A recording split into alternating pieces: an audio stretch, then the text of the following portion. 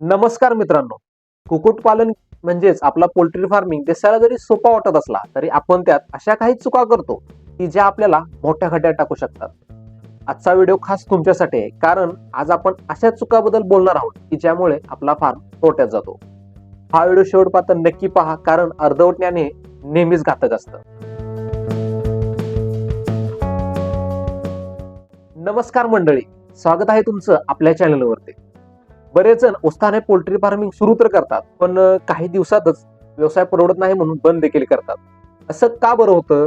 कारण आपण नकळत अशा काही चुका करतो की ज्या आपल्याला आर्थिक नुकसान करतात. आजच्या या व्हिडिओमध्ये आपण अशाच ज्या 7 मोठ्या चुका आहेत तर त्या पाहणार आहोत. तर चला सुरू करूया आजचा व्हिडिओ.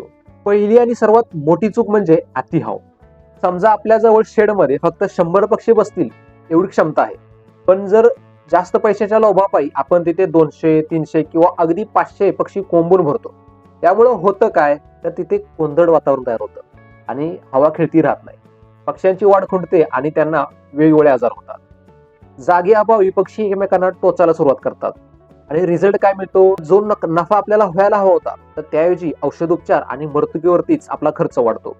म्हणून क्षमतेपेक्षा जास्त पक्षी कधीच टाकायचे नाहीत. दुसरी चूक म्हणजे अर्धवट माहिती. अनेकांना वाटतं कोंबड्या तर पाळायच्या आहेत, कशाही पाळू, हॉटेलचं वेस्टेज आणायचं, घरचं कसलंही खाद्य टाकायचं आणि झालं आपलं काम.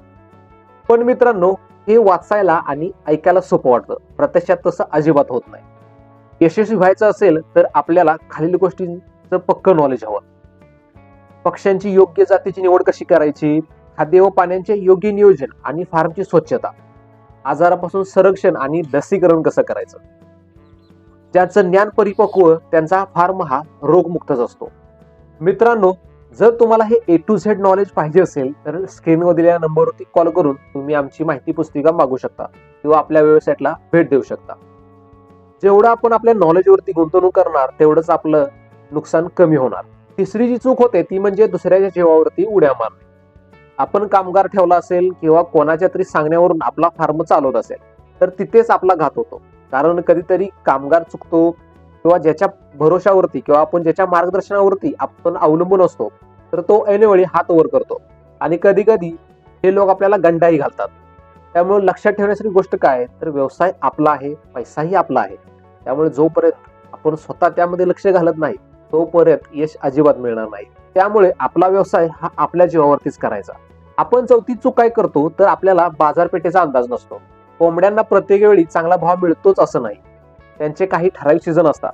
जर आपण सीझनची माहिती घेतली नसेल आणि आपली तयारी जर नसेल तर ऐनवेळी आपली धावपळ होते आणि व्यापारी आपल्याला पडेल तो भाव मागतात. त्यामुळे योग्य सीझन ओळखून जर आपला माल काढला तर फायदा डबल होतो आणि जेव्हा डिमांड कमी असते तेव्हा त्यांच्या जो खाद्यावरती येणारा खर्च आहे तर तो कसा कमी करायचा हे स्वतंत्र आपल्याला जमलं पाहिजे. त्यानंतर आपली 5वी चूक काय होते, तर चुकीच्या माणसाचा सल्ला घेणे. ज्यांनी स्वतःच्या आयुष्यात कधीही कोंबडी पाळलेली नाही ते सुद्धा युट्यूबवरती ज्ञान वाटत असतात. अशा लोकांच्या नादी लागून आपण चुकीचे निर्णय घेतो आणि नुकसान करून घेतो.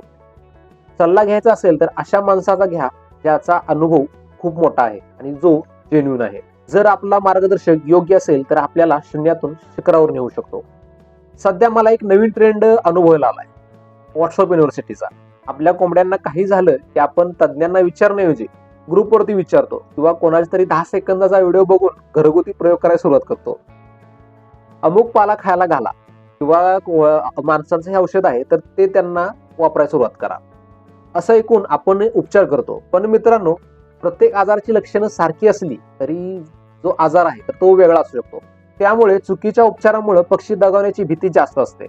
जर आपण सोशल मीडियावरील ऐकीव माहितीपेक्षा अनुभवी डॉक्टर किंवा आपल्या माहिती पुस्तिका जर आधार घेतला तर नक्कीच आपल्याला त्याचा फायदा होईल.